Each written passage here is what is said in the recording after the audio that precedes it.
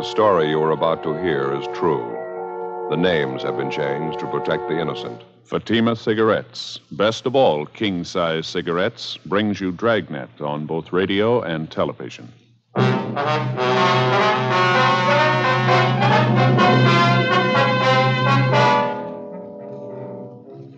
You're a detective sergeant. You're assigned to homicide detail. A 38-year-old woman disappears. She leaves her sister and her 4 children behind. There's evidence of foul play. Your job, find her. In Fatima, the difference is quality. Yes, in Fatima, the difference is quality. Prove it yourself today. Compare Fatima with any other king-size cigarette. 1. Fatima's length filters the smoke 85 millimeters for your protection. 2. Fatima's length cools the smoke for your protection. 3. Fatima's length gives you those extra puffs, 21% longer than standard cigarette size. And in Fatima, you get an extra mild and soothing smoke, plus the added protection of Fatima quality. Definitely the best quality in its class, but the same price as the cigarette you're now smoking. Buy Fatima in the bright, sunny yellow pack. Best of all, king-size cigarettes.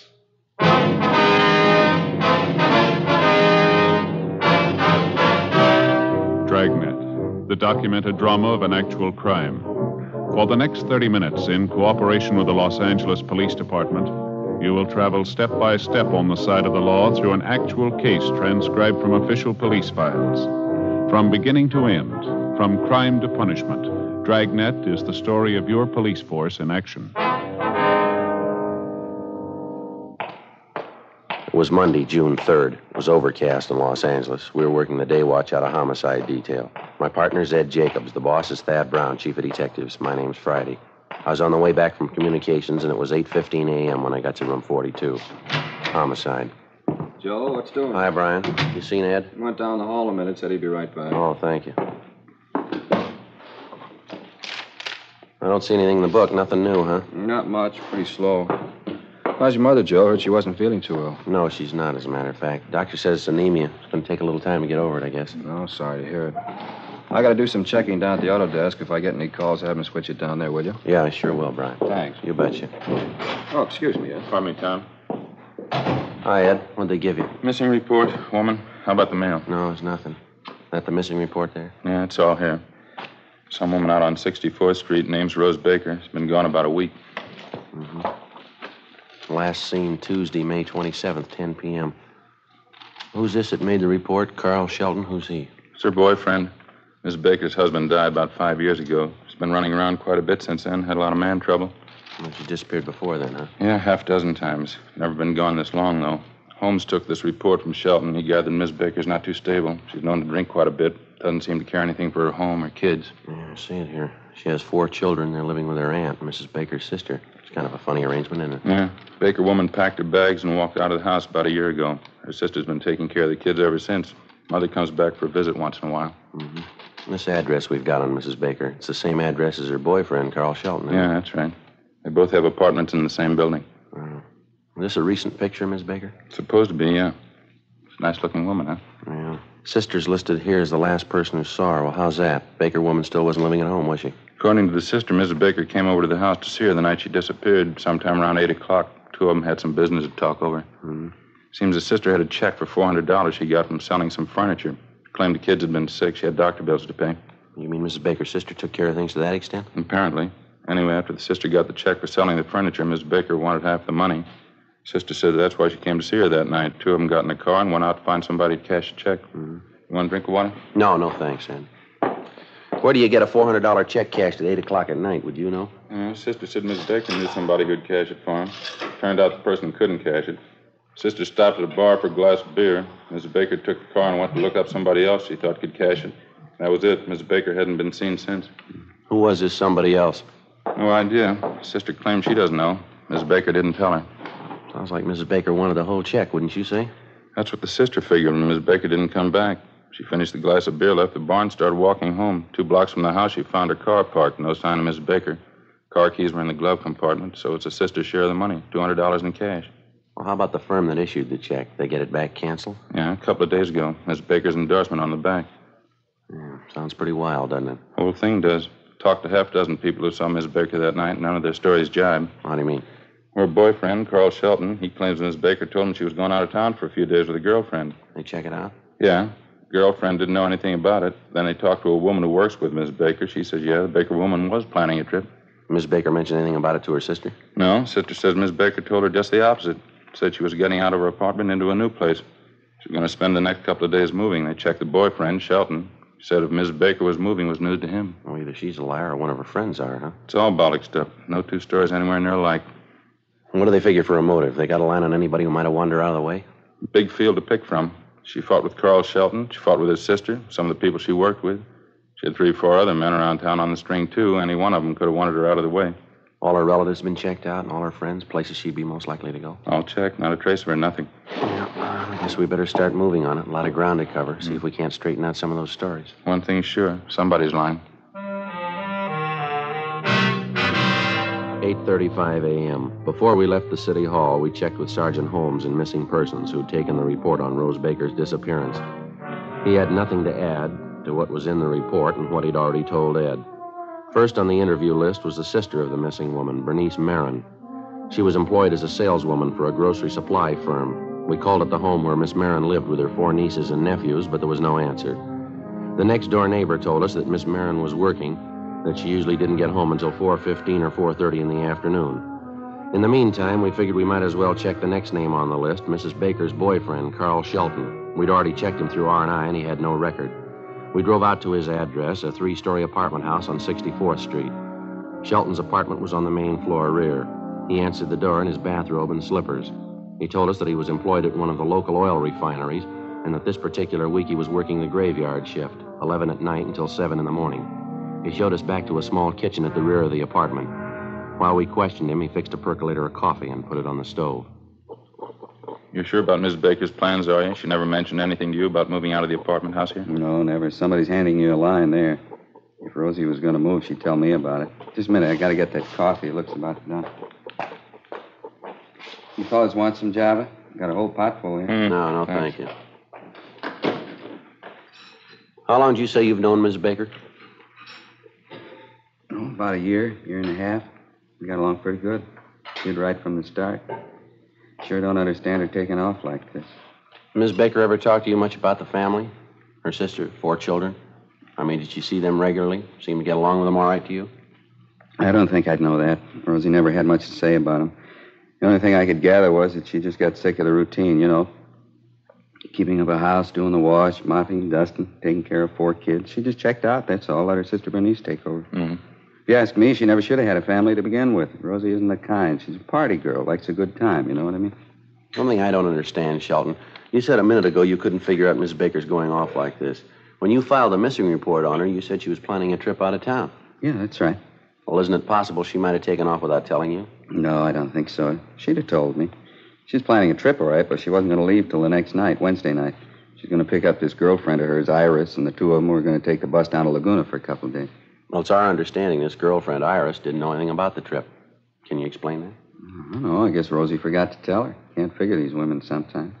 Maybe she was going to phone her Wednesday morning. She knew Iris could get away almost any time. And you think it's possible she might have gone down to Laguna by herself? No, that's not like Rosie. Besides, before I went in to report her missing, I called a couple of places down Laguna where Rosie usually stops at. They hadn't seen her. Possible she might have gone some other place? No, without telling me, no. Besides, she wouldn't go alone. I know that. Sheldon, we understand Mrs. Baker was friendly with 2 or 3 other men around town. You think it's possible she might have gone someplace with one of them? Sheldon? No, I can't buy that. If it was 8 months ago, I'd say maybe, but not now. Why not? Well, we had it out, that's all. It was all settled. She wouldn't do anything like that again. Pretty sure about that, are you? Yeah, positive. I don't get it at all. She wouldn't do that to me, taking off, just packing up and leaving. Rosie wouldn't do that to me. Well, she's got 4 children. Yeah. She did it to them. We questioned Carl Shelton for another half hour, but he failed to come up with anything in the way of a definite lead. 10:40 a.m. We drove to the home of the missing woman's girlfriend, an Iris Kirby. 2 things she was pretty definite about. She knew nothing about an out-of-town trip Mrs. Baker was supposed to have planned for the 2 of them. And secondly, she had no use for Carl Shelton. She told us that Shelton was her ex-boyfriend and that she had introduced him to Rose Baker and that shortly after that he dropped her.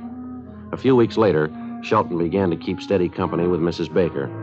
Outside of her personal grievance against Shelton, Iris Kirby had nothing to offer in the way of a lead to the whereabouts of her friend. 11:30 a.m., we got in the car and headed for the factory in the south end of town where Rose Baker was employed. We stopped off on the way for lunch, a bowl of soup and a sandwich. Ed had a cheeseburger and a piece of pie. Before we left, we checked the office to see if there were any calls. Nothing. The place where Mrs. Baker worked was on Santa Fe Avenue, a one-story building covering almost half a block. They manufactured men's work clothes, shirts and overalls. We checked with the personnel office. We asked if Rose Baker had any friends that she worked with. We were told that there was a Mildred Dunn who was a fairly close friend of the Baker woman. Ed and I waited in the office while they sent down to the plant for Mildred Dunn. Ms. Dunn? That's right. Police officers. My name's Jacobs. This is my partner, Sergeant Friday. How do you do? How are you? I'd like to ask you a few questions about Rose Baker, Mrs. Dunn. I understand you're a pretty close friend of hers. Yes, that's right. I've known Rose ever since she came here. She works on the machine next to me. She come home yet? No, not yet.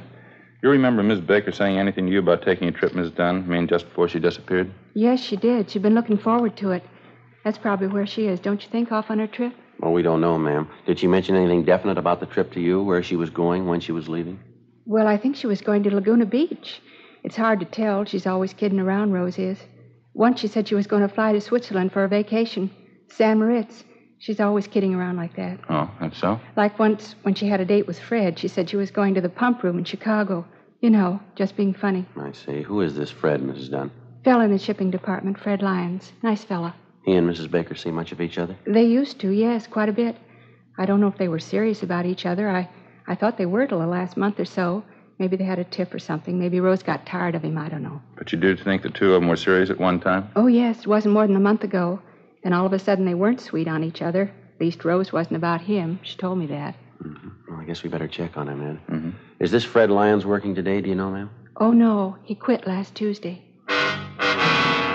1:15 p.m. We finished questioning Mildred Dunn, and we went back to the personnel office to get Fred Lyons' description and last known address. We checked out the address, but Lyons had moved out the previous Tuesday and left no forwarding address. We questioned the landlady, looked over his rooms, checked through the neighborhood, and talked to everybody he knew. We found nothing to indicate that Lyons had anything directly to do with Rose Baker's disappearance. But we did find out that he knew Mrs. Baker and that he thought quite a bit of her. We went back to the office, got out a broadcast and an APB on Lyons.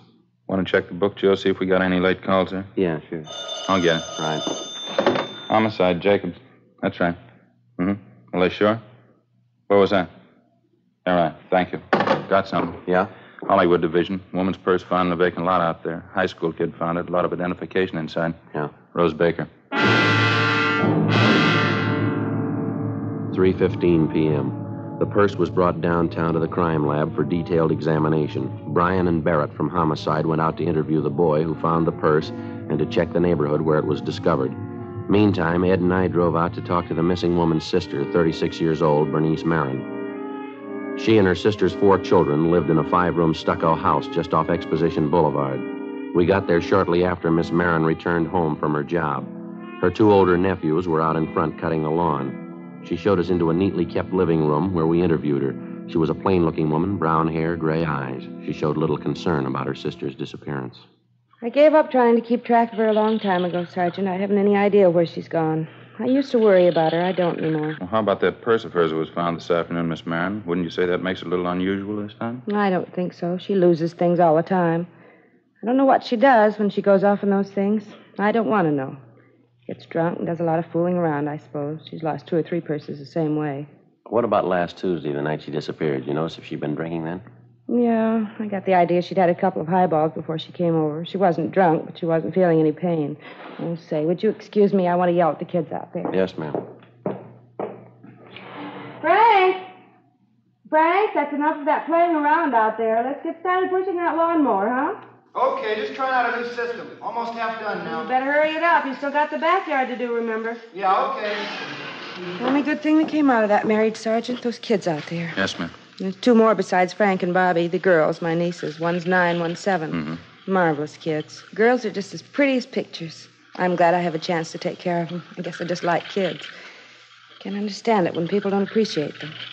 I don't have a family of my own. Oh, I see. Miss Marin, when you were with your sister last Tuesday night, you say she didn't mention anything at all about taking that trip out of town? No, just the opposite. Like I told you. She said she was moving out of her apartment into a new place. That's why she needed the money. Mm-hmm. Well, what's the story about this money your sister came to pick up, Miss Marin? I don't think I quite got that clear. Well, we had this baby grand piano that my mother gave Rose and me just before she died. Kids have been sick the last couple of months, one thing and another. I needed a little money to catch up on some doctor bills, so I sold the piano.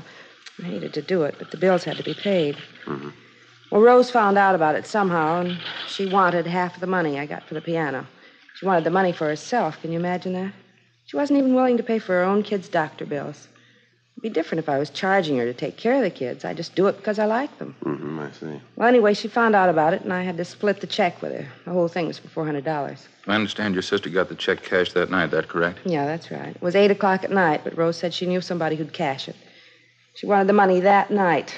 And to save an argument, we got in the car and went to see this friend of hers, some bartender. He couldn't cash the thing, so Rose took the car and went out to look up another friend she thought would cash it.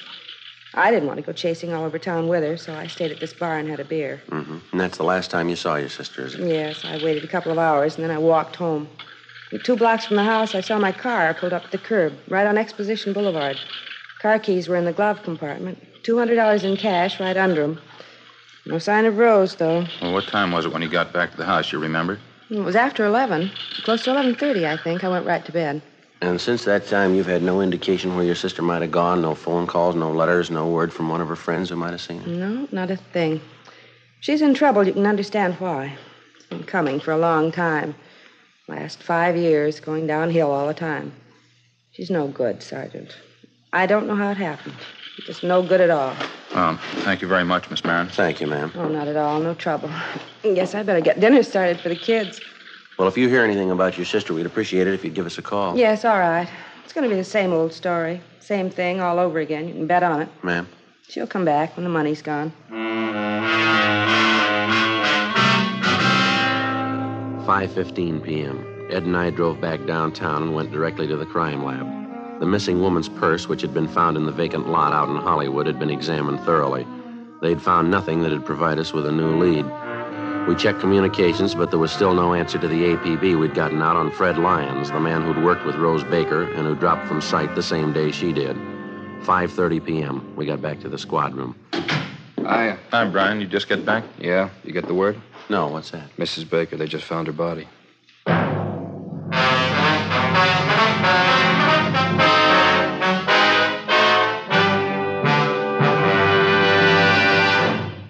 You are listening to Dragnet, authentic stories of your police force in action. Comparison proves Fatima quality. Prove Fatima quality yourself today. Compare Fatima with any other king-size cigarette. 1. Fatima's length filters the smoke 85 millimeters for your protection. 2. Fatima's length cools the smoke for your protection. 3.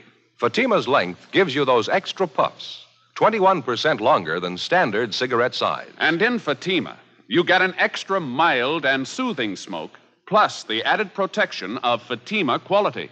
Friends, to show our confidence in Fatima, we make this money-back guarantee. Buy a pack of Fatimas. Enjoy Fatima quality, extra mildness, and superbly blended tobaccos. If you're not convinced Fatima is better than the king-size cigarette you're now smoking, just return the pack and the unsmoked Fatimas by August 1st, 1952, for your money back plus postage. Fatima, Box 37, New York 1. Remember, because of its quality, its extra mildness, its better flavor and aroma, more smokers now insist on Fatima than ever before. Insist on the best.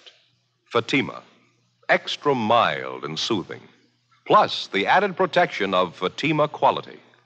Smoke Fatima. Best of all, king-size cigarettes.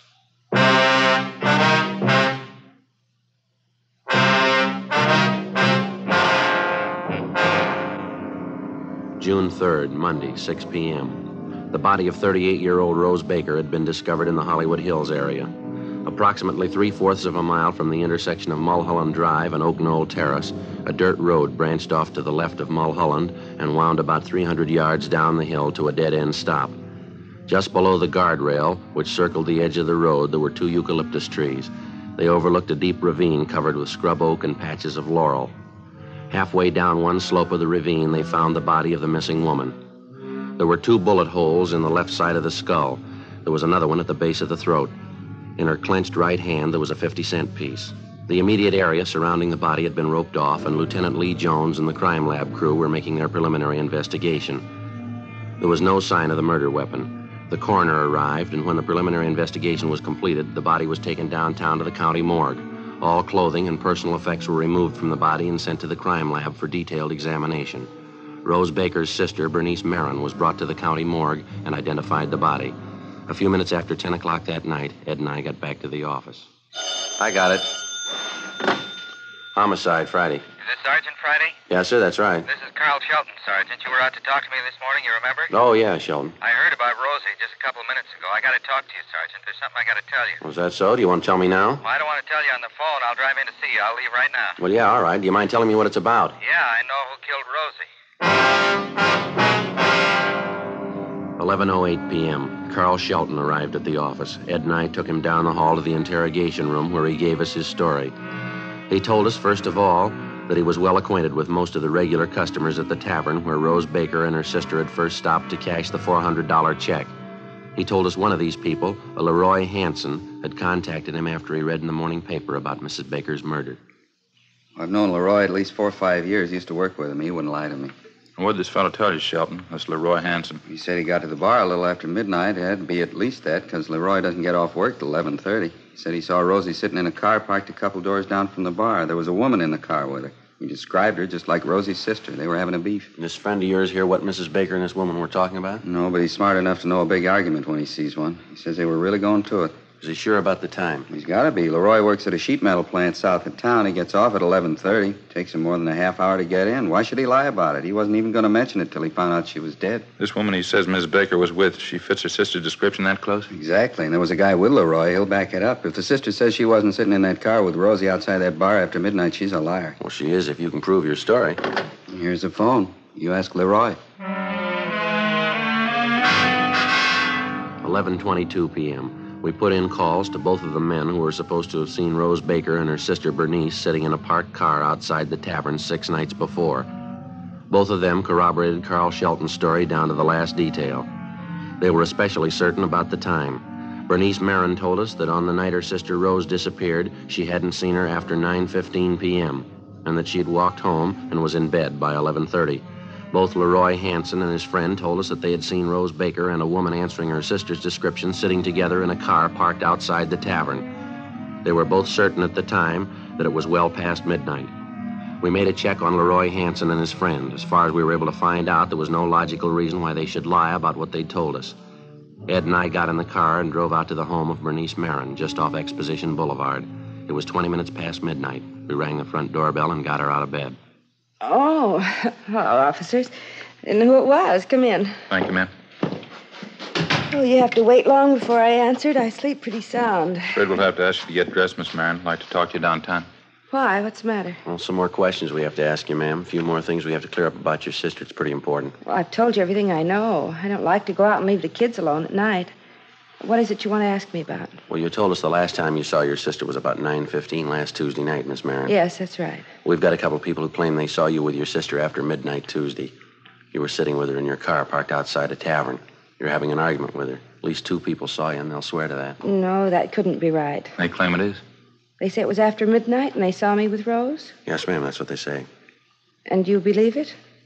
You believe it was me? Yes, ma'am, we do. You think I killed Rose, is that it? Yes, ma'am, we think so. How about it, Miss Marin? It'll take me a minute to get my clothes on. I want to talk to the oldest boy, my nephew Frank. Would it be all right? I'll have to go along with you. All right. This way, down the hall. All right. In here. I don't want to wake the other kids if I can help it. All right. Frank. Wake up, Frank. Frankie. What do you want, Aunt Bernice? I hate to wake you up, Frankie. I'm going to have to go downtown tonight. I'm leaving now. In case I'm not here when you and the kids get up, I want you to take care of everything, all right, honey? Yeah, okay.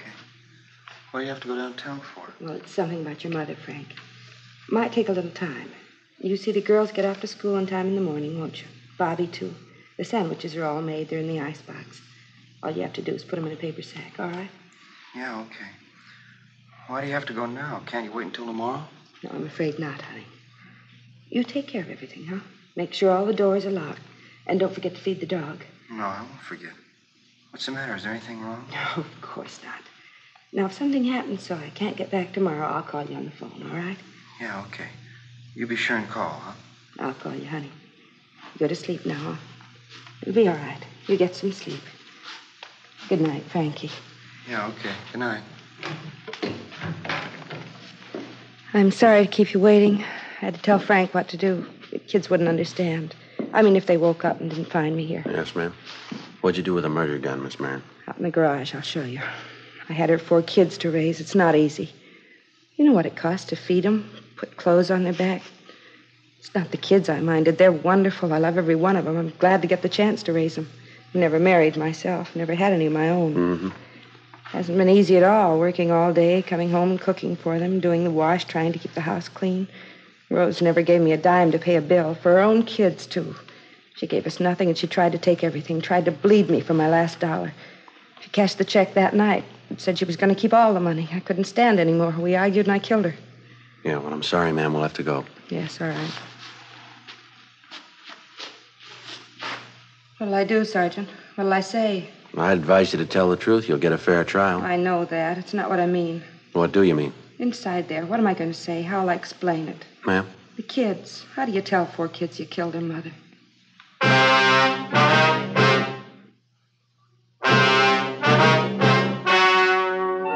The story you have just heard was true. The names were changed to protect the innocent. On October 3rd, trial was held in Superior Court, Department 92, City and County of Los Angeles, State of California. In a moment, the results of that trial. Now, here is our star, Jack Webb. Thank you, George Fenneman. Friends, I make it a habit to carry 2 packs of Fatimas around with me. One's for my smoking, and the second one's for smokers I see with other king-size cigarettes. All I have to say is, here, compare Fatima. I know they're going to be sold on Fatimas the next time we meet. How about comparing Fatima yourself? You'll find Fatima's length filters the smoke 85 millimeters, cools the smoke, all for your protection.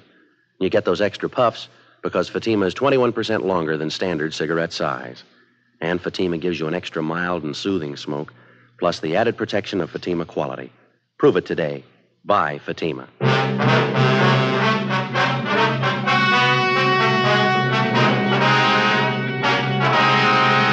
When their aunt, Bernice Alberta Marin, was apprehended on suspicion of 187 PC, the 4 Baker children were taken into protective custody by juvenile authorities.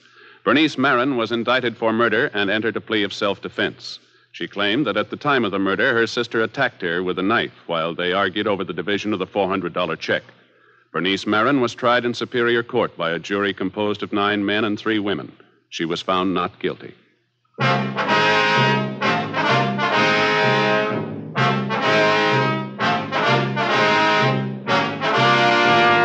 You have just heard Dragnet, a series of authentic cases from official files.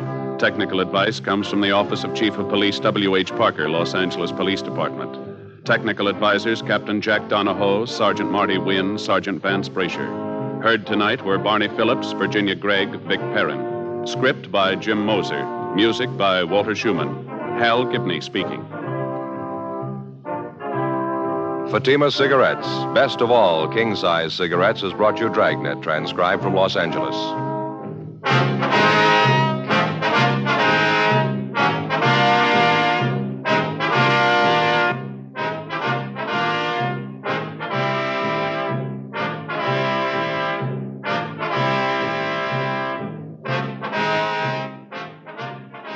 Next, it's Counter Spy on NBC.